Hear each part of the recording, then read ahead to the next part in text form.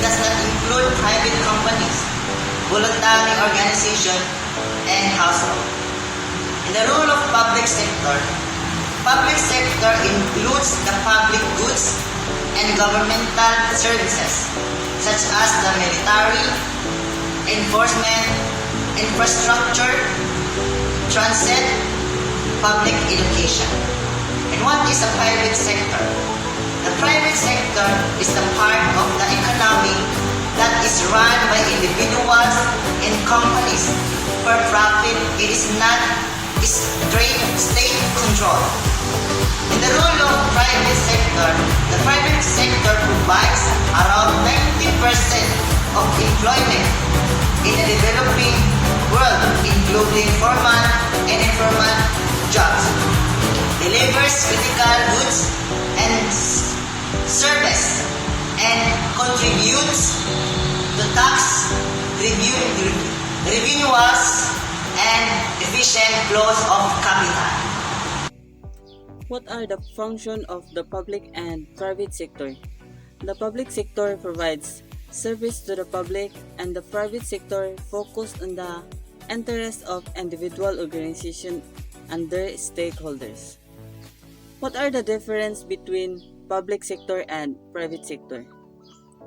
In the public sector, organizations are owned and controlled by the government, while the private sector are owned and managed by individuals or private companies. What is personnel administration? Personnel administration is the phase of management concerned with the engagement and effective utilization of manpower to obtain a optimum efficiency in human resources. What are the functions of personnel administration? The functions of personnel administration include the most vital aspects of personnel management, such as leadership, justice determination, task specialization, job and organization design, staffing, performance appraisal, training and development, compensation and reward, collective bargaining, and organization development. Legal environment. Legal environment refers to all surroundings that affects project's activities. It consists of an array of acts, rules, regulations.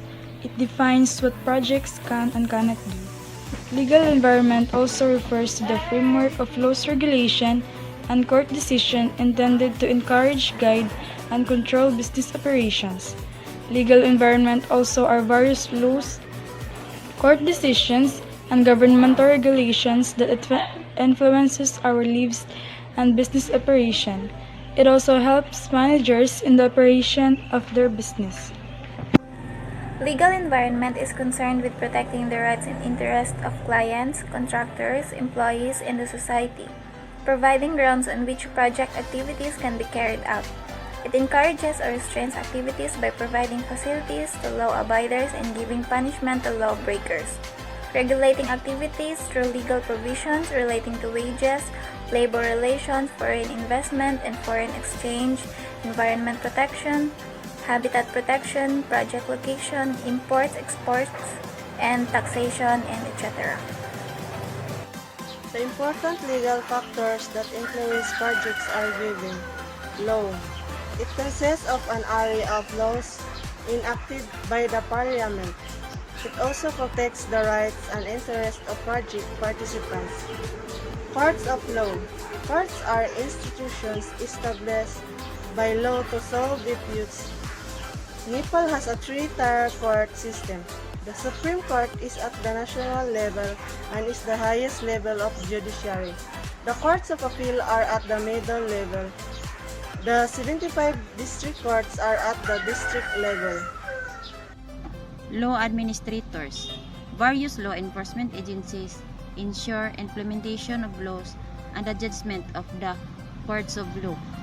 Government agencies, lawyers, peoples, and jails play an important role in law administration.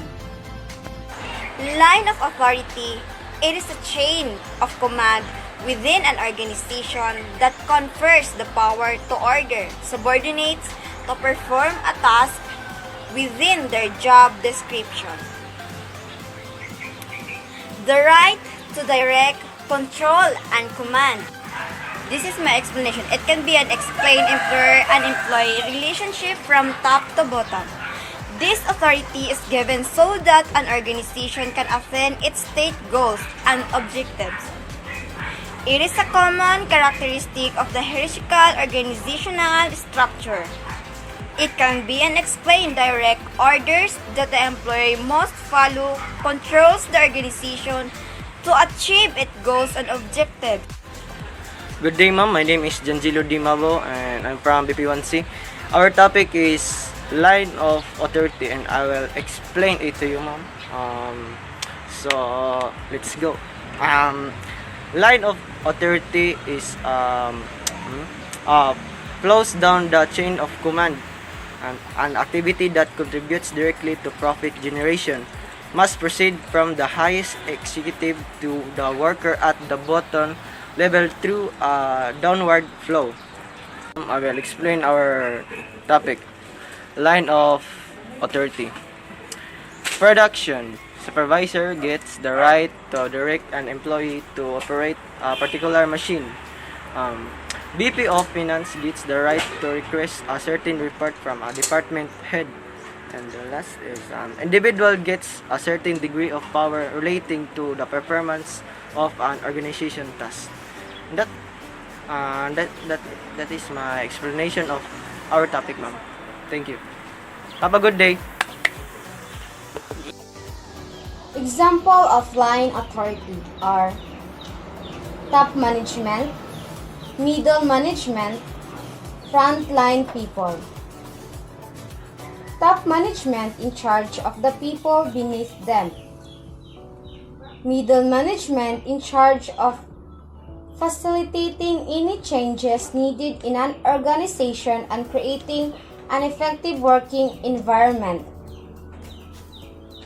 Frontline people in charge of assisting the customers. We have a power to assess the customers to the right way. Labor management relations. It is the interaction of employees. Interaction between the employees is very essential in order for them to understand each other while working. Labor management relation. It is the interaction of employees, their exclusive representative, and also management is the resolved concern affecting to the working unit, to the employees. Labor management relationships are the most complicated set of relations. It protects the employees and employer. The labor management protects the employees and employer of unfair treatment and exploitation and exploitation. There are benefits of having a good labor relations. This is the chances of workplace conflicts, loyalty of employees, increase the motivation, and employee productivity. Our topic is about political environment. What is the impact of on the business in political environment? The political environment can impact business organization in many ways. It could add a risk factor and lead to a major loss. You should understand that the political factors have the power to change results. It can also affect government policies at local to federal level. Companies should be ready to deal with the local and international outcomes of politics.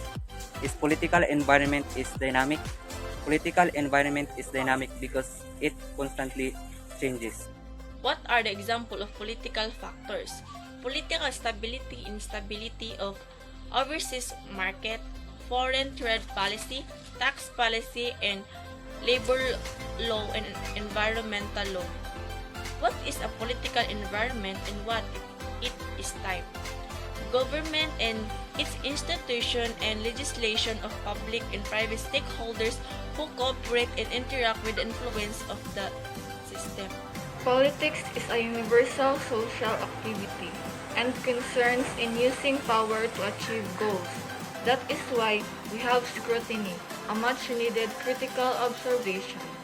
This helps improve government policies and public services.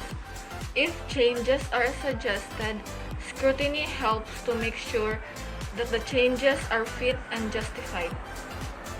Why scrutiny is important? Scrutiny is important to avoid biased results, especially now that the election is fast approaching. And if you resist to have scrutiny, it can build distrust and suspicion.